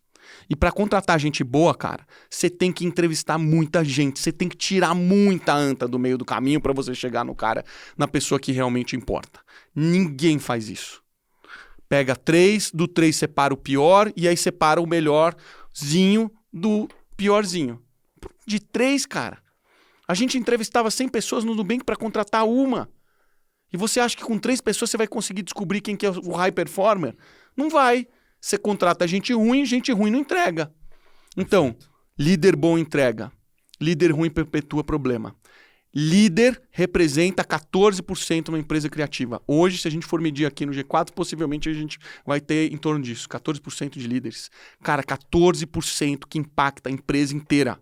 Se 14% são pessoas incríveis, que mudam a história da companhia, cara, você muda o resultado. E você entrega o resultado, e você cria cultura. E se você não perpetua, problema. Então tem que focar no que importa. Cultura forte, líderes bons, vai entregar resultado. Muito bom, muito bom. Você, desde sempre, foi uma pessoa, né, muito comunicativa, sempre entendeu o valor de colocar aquilo que você pensa e ajudar as pessoas, não só nos lugares que você estava. Então, há muito tempo você tinha lá o seu blog, marcelotoledo.com, não sei nem se existe ainda esse site ou não. Existe, mas não é blog mais. Tem uns artigos lá ainda. Não sei se você coloca artigo ainda ou não, mas eu lembro que na época você colocava muito artigo, uns artigos muito, muito bons. Lembro uma época lá, eu acho que 2014, que eu tava dormindo super mal, que eu li umas coisas que você estava estudando na época sobre sono, sobre limpar o nariz, daí tinha um negócio lá, e daí eu liguei pra você, mandei... Cria, caraca. Exato. Chegou a usar? Usei, pô. Uso até hoje. Usa? Só que eu mudei, agora eu comprei um negocinho que você aperta que ele joga, que é pra criança, legal. Eu uso no meu Mais nariz prático, também. E daí limpa, putz, você dorme super bem, né? Então, eu sempre gostei muito desse seu ponto de vista e disso que você entendeu que era importante se posicionar no mercado. Você escreveu o livro Dono, hoje lá no Marcelo Toledo, no seu Instagram, poxa, você está criando muito conteúdo super bacana. E, cara, você foi um dos também primeiros a começar com essa onda de podcasts, né? Eu fui talvez o primeiro ou segundo entrevistado do seu podcast, mesmo. Eu acho que ainda em 18, 19, não lembro quando foi. Foi 19 para 20, talvez, né?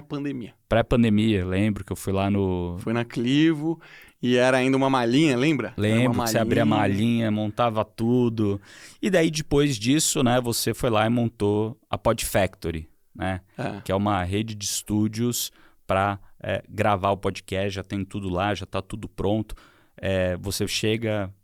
para e grava e paga um horário, né? Uma hora para estar lá, um slot para estar lá. Né? A gente começou Extremos lá. É verdade. Há 1 ano e meio, talvez 2, né? A gente começou Extremos lá. O De Dono para Dono do Julian também é gravado lá. Você também grava os seus podcasts lá. Conta para mim um pouquinho, né? Primeiro, de qual a importância você entende para um líder, para um dono, para um empresário, de se comunicar bem e se posicionar. Então, primeiro, talvez essa parte construindo desde lá de antes, quando você tinha o teu site, quando você escreveu seu livro, e quando você participou, né, participava de eventos, né, da palestra, etc., e todo o seu posicionamento em mídia social. E depois, o que te motivou a montar a Pod Factory? Cara, não é uma pergunta tão simples, porque o significado vem ao longo do tempo. Eu sou movido a desafios. Eu preciso ter um sonho atrelado em algum momento da minha vida, senão eu não me mexo. Eu preciso ter. Essa é a minha cabeça de atleta, é assim que eu fui moldado. Isso fortaleceu demais quando eu me tornei atleta e eu carrego isso até hoje na minha vida. Então, tudo que eu faço tem que ter uma meta, né? Eu não sabia escrever quando eu tinha um blog. E eu escrevia muito errado. Cara, minha mãe fica, meu Deus, que é isso que você escreveu aqui? Arruma isso, não sei o que lá. Cara, não tinha um que eu publicava que minha mãe não ia lá e criticava. Porque meu blog, cara, acho que vem de... antes de chamar blog, tem no Archive lá o histórico, cara. Mas eu fui um dos primeiros do Brasil a ter blog, assim. Não sei se foi 99. Cara, um negócio assim surreal de tempo. E eu usava, era o meu grupo hacker, que era RW, meu nome, .locked.org. Esse era meu primeiro blog. Foi meu primeiro blog. E eu escrevia sobre, cara, fui surfar hoje, contava que eu vi uma tartaruga, que foi da hora, e as ondas que pegou, e aí começou a chover. Enfim, escrevia, porque eu queria escrever. E ali eu escrevia para os meus amigos. E aí eu comecei a perceber que eu gostava de escrever, Era um negócio que eu tinha prazer. Segundo, eu tinha uma vontade de escrever um livro, não sei porquê. Eu sempre tive essa vontade de escrever um livro. Tanto que a professora que eu mais gostei na faculdade era uma professora que falava sobre alguma coisa que tinha relação com projeto, que era coisa de escrita, e eu me animei pra caramba com isso. Eu tava escrevendo um livro sobre o editor de texto que eu gostava, um livro técnico. E aí depois, cara, eu comecei a frequentar os eventos e comecei a ver pessoas que eu admirava palestrando. E eu falava, cara, eu quero ser palestrante. Eu quero estar aí onde esse cara tá. E não é porque eu queria ou porque eu entendia a importância disso. Eu olhava para essa pessoa e eu falava assim, cara, essa é uma pessoa que está na minha frente, ela aprendeu coisas que eu não aprendi, eu quero estar aí, porque eu quero ser tão bom quanto essa pessoa é. Então aquilo ali se tornava a minha meta. Eu falava assim, eu quero estar lá, eu quero estar no palco também, né? E aí eu corri atrás de me preparar. E aí, conforme eu fui dando a minha primeira palestra, foi um desastre, porque eu não falava tão bem, eu fiquei muito nervoso, eu tremia, minha mão ficava meio suada. A primeira palestra que eu dei, cara, se eu me lembro bem, foi em Salvador. Foi meio que informal, eu falei sobre hacker e segurança da informação, que era um tema que eu adorava, e as pessoas me conheciam por isso ainda nessa época, e foi numa sala de aula. Essa foi a primeira. Mas a que eu fiquei mais nervoso foi aqui em São Paulo, já tinha chegado em São Paulo, eu estava na VEX. Uma professora da USP me acompanhava, não sei, provavelmente do blog, e ela me convidou. E eu fui dar uma palestra para 120 alunos na USP. E aí, meu irmão, eu tremi na base. Eu fiquei nervoso pra caramba, sabe? E depois essas coisas foram melhorando. Mas o tempo foi passando, Nardon, e eu acho que eu e você acompanhamos essa jornada, a gente começou a perceber que a influência, cara, se tornou uma coisa muito importante. E que quando a gente começa a projetar o futuro, a gente tá vivendo o presente. O presente já é, cara, um turbilhão de informação. Já é todo mundo com a capacidade de produzir conteúdo bom. TikTok, Kawaii, YouTube, o que você puder imaginar. Imagina, cara, daqui a 10 anos. A quantidade de empresa ainda que não tem podcast. A quantidade de gente ainda que não anuncia. Então, qual que é a importância disso? Cara, essa é a única importância. Isso é vendas. Se você não aprendeu a fazer marketing ainda, se você não está na internet, se você não entende ainda como jogar esse jogo da influência, cara, você está muito atrás, você está fadado a morrer. Construir audiência não é um negócio rápido, leva tempo. A autoridade toma tempo, cara, porque não é simplesmente construir a sua imagem. Existe um processo de autoconhecimento no meio do caminho. Porque não é simplesmente começar a produzir conteúdo. Cara, as pessoas vão olhar pra você. Quem é o Nardon? Como é que ele é? Qual que é a verdade dele? Chega uma pessoa falsa, cara, que tá ali só mostrando a Ferrari, só mostrando o Rolex, só não sei o que lá. Fala, meu, puta cara fake, meu. Esse cara aí não vale nada. Tá alugando a Ferrari, tá alugando a mansão aqui só pra enganar as pessoas. Essa pessoa não dura, cara, 2 semanas produzindo conteúdo. Agora, quando você tá na consistência, produzindo e gerando valor, e conversando com as pessoas, e entendendo o que elas precisam, e vivenciando aquele mundo, você está passando por um MBA. Você está aprendendo a fazer uma aula de marketing, de posicionamento, de branding, de como é que você, cara, qual o arquétipo que você transpõe para aquelas pessoas, o que é a sua verdade. Não é o falso, porque ao longo do tempo, cara, as máscaras caem. Vai ser você na sua essência, não sustenta, cara. Não sustenta. Quem é falso no meio do caminho, o cara cai. Não dá para viver teatro ao longo do tempo. E as empresas, cara, elas precisam aprender a se comunicar. E usualmente, a gente sabe, eu prefiro muito mais me influenciar pelo Nardon que está por detrás do G4 do que o próprio G4. Vocês conseguiram mudar esse jogo muito bem, que foi genial. Aliás, eu acho que vocês foram a primeira empresa que entrou no mundo de educação, que conseguiram transpor a autoridade de vocês para a autoridade da marca. Porque você pega toda a geração de infoprodutores do mercado, todos tiveram muita dificuldade de fazer isso. E quem se alertou para isso e tentou fazer, não conseguiu. Não vou nem citar nomes, mas a gente sabe de quem que a gente está falando. Porque não é um negócio fácil. Então, como é que um empresário ele precisa despertar a consciência de que ele é uma autoridade e que ele precisa fazer um esforço para fazer isso? Cara, no ponto que a gente chegou, cara, você precisa dar sustentabilidade para sua empresa. E daqui para frente não tem outro caminho que não seja internet. É internet. Tem que aprender a fazer, tem que meter as caras. Ah, eu não gosto, dá pra colocar uma outra pessoa? Cara, dá pra você fazer o que você quiser, cara. Se você for criativo o suficiente, se você fizer alguma coisa diferente, que chame atenção, que engaje as pessoas, faça. O que não dá é não fazer. Isso não dá, né, cara? Cara, um negócio que você falou aqui, que eu acredito que é muito real, né? É que as máscaras de fato caem ao longo do tempo, né? Quem tá mentindo vai ser pego na perna curta, né? Porque é muito difícil sustentar uma mentira por muito tempo. Mais fácil é você falar a verdade, porque você vai contar a mesma história sempre, porque é a verdade, pô. A verdade você não esquece. A mentira você sempre vai inventar um detalhe diferente, que na hora que alguém fazer uma pergunta pra você diferente, você vai responder diferente. Né? Então isso muda muito o jogo, cara. E as pessoas assim, cara, assim... Até dura um certo tempo, tá, Nardão? Porque, infelizmente, cara, as pessoas ainda estão em busca de atalho, as pessoas ainda querem o sucesso rápido, elas ainda acreditam nisso. Então aparece um doido falando de day trade, que ele ficou rico e etc. As pessoas acreditam, sabe? Esse tipo de coisa, cara, infelizmente, ainda existe na internet e eu ainda acho que vai existir por muito tempo. As pessoas caem em golpe porque elas acham que vão ter um valor desproporcional das outras pessoas. E elas falam, porra, você é esperto aqui, cara. Só cai no golpe quem quer se aproveitar de alguma maneira, cara. Exatamente, cara. É isso aí. E quem luta, é ganancioso, cara. é ganancioso. É isso, cara. Ganancioso vai cair no golpe. Pois é, então, tipo, esse tipo de coisa ainda existe. Eu acho que a população... Sempre existiu, né? Sempre existiu. Exatamente. Agora só mudou o meio, que é a internet. Mudou o meio. E é mais rápido agora, né? Agora é mais rápido. Sempre surge alguém mais sedutor, que fala mais bonito, que se veste melhor. Cara, você não precisa ser muito inteligente, não.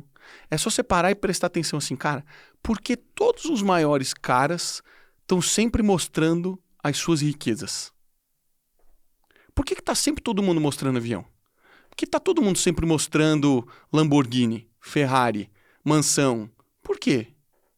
Porque as pessoas percebem que a prosperidade vem de bens materiais. Agora, pessoas como você, que tem recursos e não mostra, e não liga pra nada disso, e não faz transparecer uma vírgula. E aí? É ou não é? Eu não sei. Tô falando que é. Eu conheço ele. É. Um cara muito próximo, porque anos trabalha com empreendedorismo. Só que não mostra. Aí o cara que não tem nada, que ganhou dinheiro uma vez, a gente sabe quantos desse cara foram lá e pega avião e freta e não sei o que lá e quase quebrou pra poder fazer vídeo pra mostrar pros outros que é rico. E a gente sabe que não é. Saca? Então... eu acho que ainda precisa, cara, a população brasileira, ela ainda precisa passar por um grau de maturidade, de aprender a perceber quem que é real de quem que é falso. Porque a partir do momento que você é um influenciador, onde você vive da influência, você começa a fazer coisas que só vão te trazer dinheiro, independente de se você viver aquilo como verdade ou não. Porra, eu falo que tem que acordar às 5 horas da manhã, mas um dia eu tô cansado, vou acordar às 10, eu nunca vou dizer que eu acordo às 10, eu vou dizer que eu acordo às 5 horas da manhã. Pronto, a partir desse momento, velho, você tá vivendo uma prisão. Porque você é obrigado a criar esse teatro para as pessoas perceberem que você é o cara que acorda às 5 horas da manhã. Mas um dia a máscara vai cair. Uma coisa diferente também, né? A gente não é influenciador, a gente é influente. E uma coisa bem diferente da outra. Muito. A gente é influente por conta de tudo aquilo que a gente fez... e continua fazendo, continua criando. Né? Ninguém aqui é marinheiro de primeira viagem. Nem de segunda. Já passou muita água debaixo dessa ponte. Tudo bem, né, cara? Assim, acho que cada um tem o seu estilo. E, logicamente, quando você vai para a internet, tipicamente que vende mais no curto prazo, de fato, e que chama mais atenção, e que dá mais engajamento, é isso que você falou. É mais difícil de você chamar atenção e trazer engajamento falando a verdade, que é um dos valores aqui do G4, né? A gente vende a verdade, a gente fala a verdade, e aqui só ensina quem faz, e quem fez, e quem tem história track record, né? E daí, eu queria trazer um ponto aqui para você, que muitas pessoas que acabam ouvindo aqui o nosso podcast, né, acabam conhecendo mais da gente, entendendo mais da gente ali, né, das nossas verdades, o que a gente acredita e tal.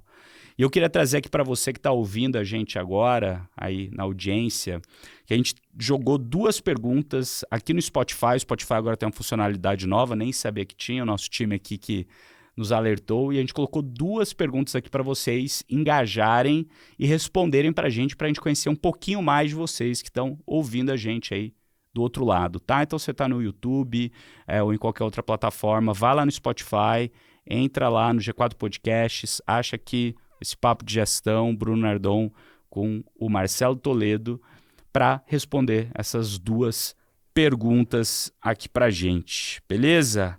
Cara, a gente já tá indo aqui pra reta final, eu queria dá pra gente gravar um outro só pra, anotei aqui, né, só pra falar da sua vida de atleta, mas eu vou cortar isso, né, vai ficar pra uma próxima, queria fazer um bate-bola aqui com você. Bora. Cara, pra você, o que constrói um bom gestor?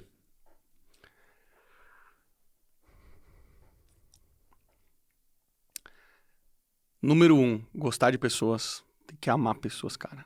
Não dá pra ser um bom gestor se não amar pessoas. Não dá pra trabalhar em cima, não dá pra trabalhar embaixo, tem que ser do lado. Tem que amar pessoas. Segundo, não pode abrir mão de resultado. Resultado é pré-requisito. Não se discute, não se conversa. Resultado bom é resultado entregue. Pra mim é isso. Muito bom. Quais são os livros que mais te ensinaram sobre gestão e liderança? Cara, eu gosto muito... Aliás, o livro que mais me marcou foi um livro chamado Autobiografia de um Yogi. Esse livro, coincidentemente, foi muitos anos depois, eu descobri lendo a biografia, eu li quase todos os livros do Steve Jobs, pelo menos que eu conheço, e quando saiu a biografia oficial dele, depois que ele tinha falecido, ao ler este livro eu descobri que ele tinha somente um livro no iPad dele. E esse livro ele lia todos os anos, ele relia esse livro todos os anos. E esse livro chamava-se Autobiografia de um Yogi. O autor é o Paramahansa Yogananda, é um mestre espiritual, o primeiro grande mestre espiritual que veio para o Ocidente e começou a disseminar o yoga espiritual para o mundo ocidental. Esse livro, para mim, cara, foi um divisor de águas, porque ali eu comecei a me entender como ser humano. Porque antes disso, eu ainda era meio bicho. E como é que você separa o ser humano do bicho? O bicho, ele responde instintivamente. Muito ser humano ainda responde instintivamente. E apesar de eu, na minha vida inteira, sempre ter tido muito controle, existem momentos que você se enxerga como um bicho. E quando você começa a buscar essa evolução como ser humano, como autoconhecimento, que para mim é a base do líder, é a coisa mais importante que todo líder deve ter, senão em algum momento você desaba, é o autoconhecimento. E esse livro foi a concepção do autoconhecimento para mim. Então, não tem nada a ver com gestão, tem a ver com people skills e com autoconhecimento. Cara, para mim eu concordo 100% com você. Eu acho que a principal coisa que qualquer líder tem que ter, assim como você acabou de falar, é entender de gente, gostar de gente e conseguir se colocar nos pés da outra pessoa. Se você consegue se colocar nos pés da outra pessoa e entender por que aquela pessoa está tomando aquele tipo de decisão, porque ela está tendo aquele tipo de objeção, ou por que ela faz aquilo do jeito que ela faz, você consegue, daí sim, ajudar essa pessoa, né, e guiar ela para ela melhorar, dado talvez as condições de contorno que você precisa na empresa ou em qualquer lugar naquele momento. Isso é muito difícil, né, porque você precisa jogar teu ego, né, para longe e de fato pensar na pessoa. E cara, quantas vezes, seja na Canui, seja na Dafit, seja na RAP, nas outras empresas que eu fui sócio também, mais no conselho do que como executor no dia a dia, ou aqui no G4, que eu já não cheguei para as pessoas e falei, cara, olha só, você é maravilhoso, você manda muito bem, né? Mas talvez aqui não seja o melhor lugar para você. E eu vou te ajudar a achar outro lugar bom para você, porque você é bom, só que não para cá. Não encaixa. E não encaixa. E não é porque você é ruim ou porque tá na hora errada, no momento errado, é só porque não encaixa. Né? E às vezes até você se dá um tiro no próprio pé, porque a pessoa é muito boa. Por algum motivo, não encaixa. Ou até encaixa, mas você fala, pô, às vezes vale a pena você estar em outro lugar, entendeu? Então, isso você precisa ter quase um desapego ao ego e não pensar só no seu umbigo, né? Você precisa pensar, putz, na outra pessoa. E no fim do dia, quando você faz isso com com consistência ao longo do tempo, putz, volta. Bom demais. Volta, porque putz, aquela pessoa que aconteceu isso vai falar para outra e vai indicar outra, e putz, isso é uma construção, né, de longo prazo no meu ponto de vista. Não dá para acertar sempre, né, cara? Mas eu acho que o trabalho do autoconhecimento é, cara, literalmente uma cebola, é uma casca por vez. Você nunca vai chegar no núcleo. Dificilmente você vai chegar no núcleo, mas uma casca por vez você vai evoluir. O segundo livro. Não vou dar um livro, vou dar o curso de autoconhecimento que mudou minha vida, que foi o Processo Hoffman. Foi a Renata que me indicou. Eu fiz quando a gente estava separado, a gente se separou por um mês, eu fiz esse curso. E foi o que, de fato, também mudou minha vida. Tiveram vários momentos muito importantes na minha vida. Mas o Processo Hoffman, cara, ali de fato eu entendi o que era autoconhecimento. E eu entendo assim, cara, você não vai sair uma outra pessoa. Você vai ter a sensação que você é outra pessoa, mas você vai ser exatamente a mesma pessoa e você precisa querer ser melhor. Porque, cara, a gente vai ter recaído o tempo inteiro. Um dia você vai topar com uma pessoa que é difícil e você vai voltar a ser aquela pessoa que você sempre foi. E é importante você não querer mais ser aquela pessoa. Sabe, eu não quero ser mais o Toledo que eu fui no passado, que brigava, que ofendia, ou que era grosseiro, ou que levantava a voz, ou qualquer coisa desse tipo, sabe? Não quero. Agora eu sou o Toledo que é assim, ó, é essa pessoa que eu quero ser e é isso que eu vou trabalhar pra ser. Então é uma luta diária, cara. É uma luta diária. Mas depois você começa a ter consistência e você começa a ver as coisas voltando, como você falou, cara, volta. As pessoas, cara, vão te admirar, as pessoas vão te enviar carta, as pessoas vão te agradecer, as pessoas vão te mandar mensagem. Você vai perceber que é muito melhor você ser um líder, cara, exigente, que não abre mão do resultado, cara, que fala a verdade, mas que é um líder humano. Muito bom. Qual gestor você quer ser daqui 10 anos? Porra! Cara, eu entendo que existe um preço para você ser um líder. Existe um preço. E eu tenho clareza desse preço. E o preço é... Nem todo mundo vai ser seu amigo, você não vai ser convidado para todas as festas, você não vai estar no meio da discussão da base. A gente vai se afastando desse tipo de coisa e está tudo certo. O nosso trabalho como gestor é ir quebrando isso ao longo do tempo, não pode aceitar isso como uma realidade. Isso é resquício de um modelo de gestão velho e que não funciona. A gente precisa mostrar para as pessoas que existe um jeito diferente de fazer gestão. A gestão onde absolutamente se fala a verdade, que é um valor do G4. Aqui a gente tem que falar a verdade, não dá para viver teatro. A maioria das empresas brasileiras vive um teatro. E vive um teatro porque a maioria das pessoas não consegue usar a verdade porque elas não têm autoconhecimento. Se eu escuto a verdade e não me agrada, eu reajo instintivamente, negativamente, agressivamente, e isso manda uma mensagem de que eu não vou mais falar a verdade para o fulano porque ele não sabe escutar a verdade. Isso cria uma bola de neve absoluta. E eu quero ser um cara que não só entrega resultado e é um líder humano, eu quero ser um cara que não deixou os outros pilares da minha vida cair. A vida, cara, é um malabarismo. A gente tá o tempo inteiro aqui, ó, segurando as bolinhas no ar. Só que tem bolinhas, Nardon, que são de vidro, irmão, e que você não pode deixar cair. Você precisa entender quais são suas bolinhas de vidro. Quais são as suas? É a família, em primeiro lugar, cara. A saúde. Você não pode abrir mão da sua saúde. Você não pode abrir mão das pessoas que você ama. Você não pode abrir mão das pessoas que são importantes para você, que estão ao seu redor, as pessoas que trabalham contigo. Isso é de vidro. Não dá para quebrar. Uma ou outra, cara, tem problema de madeira, pode deixar cair, não vai quebrar. Mas vai dar um trabalhão pra você buscar. Vai ter que pegar a bolinha de novo, voltar, fazer um malabarismo, sabe? Então é importante você entender o que você precisa dar sustentabilidade. Porque no passado, a gente olhava, pô, olha aquele empresário, cara, construiu o tamanho do império que esse cara construiu. 150 quilos, separado, não fala com os filhos, brigado com a ex-esposa. Cara, ninguém admira o cara. Porra, isso não é sucesso pra mim, sabe? Eu quero ter uma vida equilibrada, que eu cuidei da minha saúde, que eu cuidei das pessoas que eu amava, que eu sim construí negócios de sucesso, mas todo mundo que trabalhou comigo, cara, teve progresso, evoluiu, sabe? Saiu do ponto A e foi pro ponto B, não precisa estar mais comigo, mas tem que ter tido algum tipo de progresso. Muito bom. Pra gente finalizar aqui, alguma mensagem pra galera? Cara, a mensagem, eu acho que todo mundo precisa descobrir qual que é a sua verdade, cara. Não dá para ficar se preocupando com o que os outros dizem de você. Numa sociedade que cada vez mais está a um passo de fazer um comentário negativo sobre você, se você se influenciar pelo que os outros dizem, especialmente por pessoas que não construíram nada próximo do que você construiu, você vai para o pior caminho possível, cara. Você tem que se concentrar e acreditar no que você sente, no que você visualiza, no que você está desenhando dentro da sua mente. E não deixem de fazer isso, porque a maioria das pessoas, cara, não visualiza o que quer. A gente precisa construir na nossa cabeça o nosso sonho. Esse precisa ser nosso passo.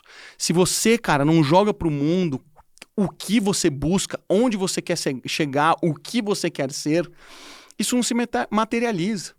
Então você tem que ter um passo anterior que é decidir para onde eu vou, cara. Quem que eu quero ser como ser humano? Onde que eu quero chegar? Qual que é o meu objetivo na vida? Você precisa ter claro aqui, senão você nunca vai conseguir construir esse caminho para chegar até lá.